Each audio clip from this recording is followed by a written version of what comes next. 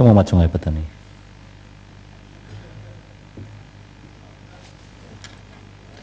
Terima kasih Dr. Speaker. Saya cuma nak bawa beberapa isu kecil yang bersama-sama dengan kita bincangkan rancangan undang-undang ini. Ada 2-3 perkara yang harus kita perhatikan. Yang pertama, kita tidak dapat menyangkal bahawa di samping tindakan korporat-korporat besar yang juga menyumbang kepada masalah alam sekitar, termasuk apa yang dikatakan oleh Kinabatangan tadi. Tetapi kalau kita pergi rata-rata ke bandar-bandar kita, sama ada di Ipoh, di Kuala Lumpur, di Johor Bahru, di mana-mana juga, kita lihat bahawa tempat-tempat bengkel-bengkel memperbagi motosikal. Saya lihat bagaimana minyak-minyak motosikal yang digunakan oleh motosikal ni, apabila dia repair, ada yang bubuh dalam tong, tetapi juga banyak juga kedai-kedai yang akhirnya membuang minyak-minyak motosikal ini ke dalam longkang. Akhirnya longkang-longkang yang kecil ini akhirnya bercantum dengan sungai yang besar, dan akhirnya minyak bercampur dengan air ini akan pergi ke sungai. Sebagai contohnya di Sungai Gombak yang melintasi Kuala Lumpur, kalau kita lihat di waktu petang, amat menggerunkan bagaimana sungai yang cantik begitu tercemar. Saya teringat apabila melawat ke Seoul, Korea baru-baru ini, bagaimana kerajaan dengan mempunyai political will, bukan sahaja mayor, tetapi juga kerajaan pusat membelanjakan wang begitu banyak untuk membersihkan sungai-sungai di sekitar Bandaraya Seoul. Malah kita dicabar untuk minum air daripada sungai yang melintasi Seoul, Korea. Dan saya minum air tersebut. Memang bukan saja dianya tidak berbau, tapi cukup berjernih. Kerana kerajaan mempunyai bukan saja undang-undang yang ketat, bukan saja menghukum mereka segi penalti kewangan, tetapi seperti yang cadangkan oleh tuaran, memang mereka yang salah, yang disabitkan oleh undang-undang, dipenjarakan. Maknanya kalau setakat bayar, ada syarikat-syarikat yang sanggup bayar, tetapi untuk pergi ke penjara, suatu hal yang lain. Jadi saya mencadangkan kerajaan melihat ini secara serius, kerana kita tidak tahu apakah lagi bahan-bahan yang akan dibuang ke longkang-longkang, bukan oleh syarikat-syarikat yang besar saja, tetapi juga syarikat-syarikat yang kecil yang terletak di hampir semua bandar-bandar kecil kita di Malaysia.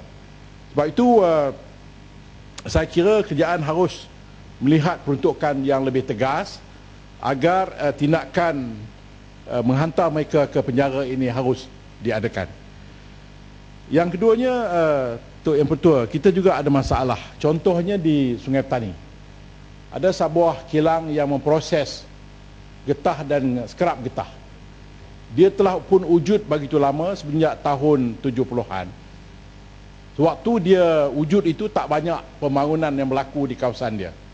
Tetapi akhirnya pada tahun demi tahun pembangunan makin berlaku, dan penjagaan kilang ini juga makin maju, dan dia telah memberikan masalah kepada alam sekitar. Penduduk-penduduk telah bawa kes ini ke mahkamah, tapi oleh kerana dia wujud lebih awal, akhirnya dia menang dalam mahkamah dan dia terus beroperasi, tetapi penduduk-penduduk menderita. Jadi saya ingat kalau kes-kes begini, kita nak tanya kementerian, apakah yang boleh lakukan, sementara legally memang dia ada hak untuk beroperasi kerana dia sampai lebih awal. Waktu itu tidak banyak penduduk yang tinggi, tetapi setelah 20-30 tahun bandar makin berkembang, penduduk makin ramai, akhirnya ia menjadi masalah kepada penduduk. Bukan saja bau yang kuat yang tidak selesa, tetapi gas yang dikeluarkan oleh kilang tersebut telah memberikan mudarat kepada penduduk-penduduk. Malah saya dimaklumkan, saya sendiri tengok bagaimana zinc plate ataupun besi-besi berkarat disebabkan oleh wap gas yang dikeluarkan oleh kilang tersebut. Dalam kes ini, bagaimanakah kementerian boleh membantu? Adakah peruntukan-peruntukan khas untuk menyelesaikan masalah alam sekitar ini? Maka kilang ini kita nak buat macam mana? Nak tutup? Dia menang dalam mahkamah. apa yang perlu kita lakukan, khususnya Sabah Kilang Getah di Taman Delima Sungai Petani. Dan akhir sekali, Tuan Yang Pertua, okey, terima kasih. Terima kasih Sungai Petani. Sebelum akhir, saya nak tanya sebab saya rasa Sungai Petani ada kredibel untuk bercerita tentang perkara ini kerana beliau salah seorang yang begitu concern terhadap alam sekitar dan aspek-aspek pemberi kualiti terhadap alam sekitar. Saya nak tanya sebab Sungai Petani juga pernah sebut dulu kerajaan dalam pelan GTP dan sebagainya ada cadangan untuk orang kata meratifikasikan indeks kata kawasan ni lebih baik daripada kawasan Sungai Petani, jauh lebih baik daripada barangkali daripada Hulu Selangor atau sebagainya dari segi kategori-kategorinya. Dan saya nak tanya Sungai Petani, kebetulan saya baru semak tiba-tiba ada nampak kat sini dalam salah satu pindaan tu dimasukkan untuk tujuan menjalankan aktiviti audit alam sekeliling. Saya nak kalau Sungai Petani boleh bagi pandangan, adakah ini bermaksud kerajaan nak benar-benar meletakkan kategori masing-masing? Sungai Petani lebih baik daripada Hulu Selangor sebab dimasukkan perkara ni, ataupun Sungai Petani fikir ini semata-mata nak tunjukkan ada satu jawatan baru nak di-create atau nak diadakan untuk tujuan pelantikan semata-mata. Sebab ada di bawah seksyen 33 dimasukkan. Saya agak terkeliru sikit, tapi kalau Sungai Petani boleh beri pandangan, adakah dengan memasukkan perkara ini agak dari segi rating atau kategori itu boleh dilaksanakan? Terima kasih. Kalau boleh tumpang benar, masih dalam bandar Dapekan, saya rasa kalau boleh Sungai Petani juga patut bagi pandangan sikit mengenai soal pelupusan dan pembuangan sampah. Kerana saya rasa walaupun ini cuba diatasi, tetapi di kebanyakan bandar Dapekan terutamanya yang bandar-bandar kecil, soal-soal pengumpulan sampah begitu janggal sekali dan tidak berjalan dengan teratur. Hinggakan kadang-kala sampah itu berlungguk berhari-hari. Ini menyebabkan alam sekitar juga tercemar dengan udaranya. Dan yang keduanya berkait dengan sampah juga, kerajaan kurang bertegas dalam soal penyediaan tempat pelupusan sampah. Ini menyebabkan tempat-tempat pelupusan sampah itu menjadi tempat membiak segala penyakit dan tempat membiak segala binatang yang boleh membawa penyakit. Jadi apa pandangan Sungai Petani dalam soal ini? Terima kasih. Terima kasih Indra Kaingan dan juga Sik. Yang pertama sekali saya nak respon kepada Indra Kaingan. Sebenarnya saya setuju. Indra Mahkota, Indra Kaingan Pak. Indra Mahkota. Auditing ni saya rasa perlu kerana kalau tidak ada tindakan untuk paling tidak pun kategoriskan kawasan-kawasan ini, maka agak saya kira agak sukar kementerian meletakkan kategori-kategori dan juga bagaimana memberikan nasihat ataupun tindakan kepada pihak-pihak tertentu sama ada PBT atau pekerjaan negeri. Saya melihat sementara kita tahu bahawa kebersihan bandar, alam sekitar terletak berat kepada PBT. Tetapi kalau tidak ada pemantauan khususnya daripada Kementerian Alam Sekitar, kementerian yang bertanggungjawab, kementerian yang mempunyai undang-undangnya, PBT akan leka dengan hal-hal lain. Malah kadang-kadang PBT menganggap perkara ini yang paling last sebab dia ada masalah yang besar lagi dia nak selesaikan, dan akhirnya alam sekitar ni kadang-kadang menjadi agenda yang paling terakhir lah, yang tercorot. Sebab itu kalau kita melawat banyak bandar-bandar kita, malah kita tengok taman-taman permainan, tempat-tempat riadah yang sepatutnya nama pun tempat riadah, tapi tidak dijaga dengan sempurna kerana PBT menganggap ini bukan prioriti mereka. Sebab itu air longkang, air kumbahan, malah satu masa dahulu di Port Dickson Dia punya drainage dan juga air kumbahan, malah air lain-lain juga terus masuk ke laut. Saya tak tahu, mungkin sekarang dah rectify kot. Jadi sampai begitu sekali, kerana PBT menganggap ini perkara biasa. Nak selesai paling mudah sekali, buang dalam laut lah. Jadi selepas saja dalam laut, masalah PBT selesai. Tetapi dia memberikan masalah kepada orang lain. Masalah PBT selesai, masalah orang yang pula tanggung. Sebab itu kita perlukan kementerian untuk memantau. Dan saya rasa rating ini penting, supaya kalau rating ni, auditing ini diadakan, paling tidak pun PBT atau Kerajaan Negeri merasa terpanggil lah apabila dikeluarkan auditing ini oleh kementerian. Begitu juga dengan pembakaran ataupun managenya, bagaimana nak managenya sampah sarap ini. Kita memang agak kecewa lah apabila kerajaan telah meluluskan satu undang-undang sebelum pembubaran Parlimen 2008 dahulu, bagaimana semua masalah collection sampah dan sebagainya ini telah pun diswastakan ataupun diberikan kepada pihak-pihak tertentu.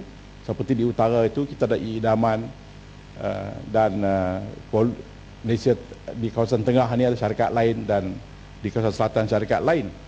Oleh kerana syarikat-syarikat ni diberikan kontrak yang begitu rupa dan mereka dilantik oleh kerajaan pusat, kadang-kadang syarikat-syarikat ni tak peduli, sebab dia rasa walaupun PBT nasihatkan. Saya pernah panggil, contohnya di Sungai Petani, kita panggil pihak yang diberikan kontrak, tanya dia orang, dia kadang-kadang dia jawapan dia very simple. Dia kata kita dapat kontrak daripada kerajaan pusat dan kita akan berurusan terus dengan kerajaan pusat. Kemudian kalau ada apa masalah, rujuklah dengan pusat. Jadi kita laksanakan apa yang terdaya lah.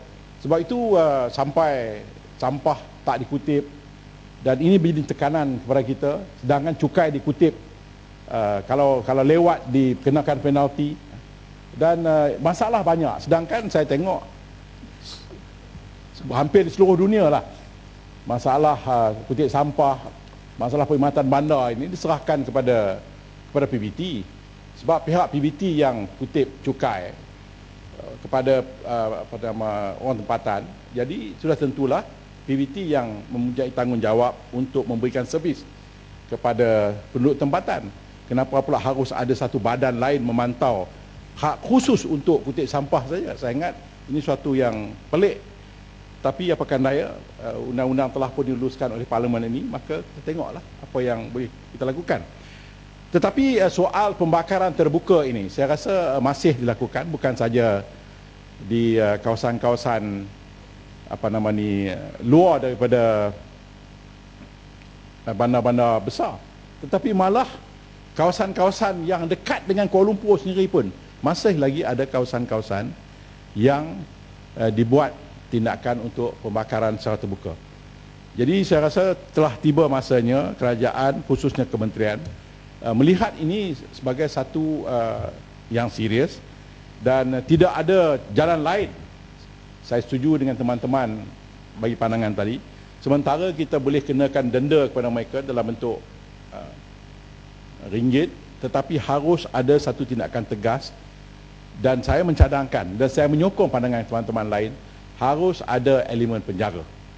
Dengan ini memberikan isyarat yang jelas kepada orang-orang yang melanggar undang-undang, supaya serius bahawa apa yang mereka lakukan ialah mudaratnya bukan sekarang, tetapi mudarat juga untuk generasi yang akan datang. Sungai Petani, sikit nak bertanya. Silakan. Terima kasih Datuk Speaker, terima kasih YB Sungai Petani. Saya ingin bertanya tadi mengenai hukuman di atas kesalahan. Saya berpendapat bahawa mungkin penjara ataupun denda tidak mencukupi.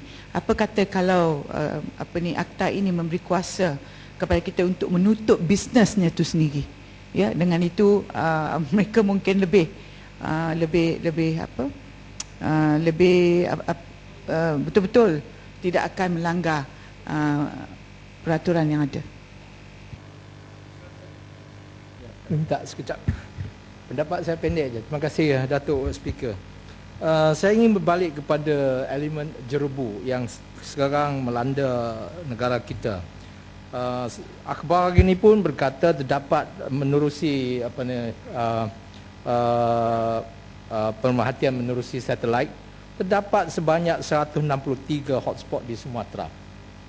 Itu barangkali itu sesuatu yang telah pun terbukti. Tapi saya ingin nak tanya-tanya sebab Sungai Petani, sebab dalam draft pindaan ni walaupun ada section baru 37A, 37B, 37C tentang kuasa penyiasatan. Sudah maklum banyak kebakaran semasa musim kering, musim summer dan sebagainya. Kebakaran berlaku kerana hendak membersihkan ladang. Dan ladang-ladang yang terdapat di Sumatera tu kebanyakannya ialah ladang-ladang kelapa sawit dan sebagainya. Dan sudah pun terbukti banyak pelabur Malaysia yang telah membeli ladang-ladang besar di Sumatera. Jadi sekarang ini selama yang kes jerubu tu berlarutan setiap tahun, kita hanya menyalahkan Sumatera, Indonesia dan sebagainya, yang dikatakan kerana tiupan angin dan sebagainya. Jerubu tu datang dan berasal daripada Sumatera dan sampai ke kawasan kita dan mencemari kualiti udara kita. Nah, saya nak tanya Sungai Petani, jerubu tu kerana dia bersifat transborder. Kalaulah punca jerubu kerana terjadinya kebakaran ladang untuk membersihkan ladang secara yang tradisional, jadi kalaulah pemilik ladang tu di Sumatera pun ialah milikkan daripada gergasi-gergasi seperti Sime Darby dan sebagainya, dan terbukti Sime Darby ada kat Sumatera. Macam mana pula bidang kuasa? Kuasa untuk membuat penyiasatan, kuasa untuk membuat penguatkuasaan dan sebagainya.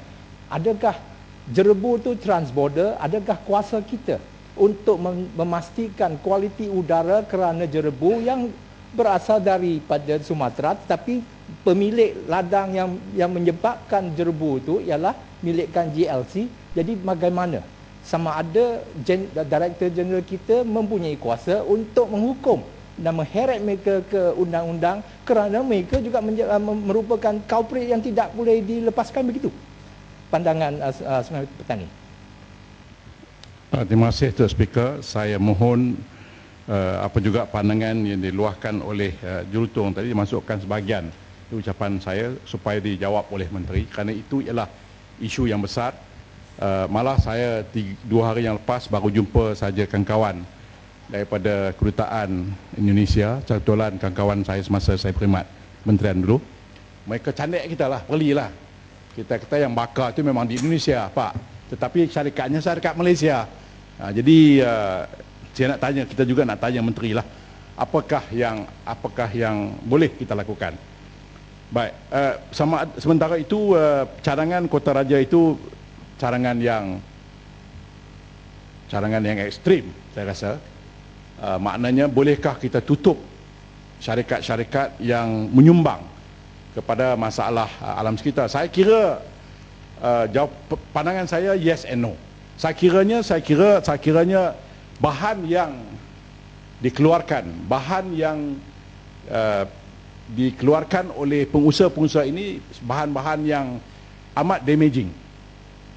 Terbukti bahawa mereka memang membuatnya secara berterusan dan ianya memberikan impak yang cukup negatif bukan saja kepada masa kini tetapi juga masa depan. Saya kira itu harus diberi pertimbangan yang serius. Kalau kita terpaksa tutup, kena tutup. Tetapi sekiranya ianya tidak memberikan kesan yang begitu hebat, saya kira dengan penalti, sama ada penalti bentuk wang ataupun penjara, saya ingat cukup memadai. Jadi untuk itu betul saya memohon agar kementerian melihat perkara ini agak serius, kerana rakyat kita pun bukan banyak, 26-27 juta saja. Tetapi kalaulah ini pun kita tak boleh manage dalam keadaan negara kita yang amat subur, amat makmur ini, malah itu menunjukkan satu malapetaka yang amat sangat. Terima kasih itu.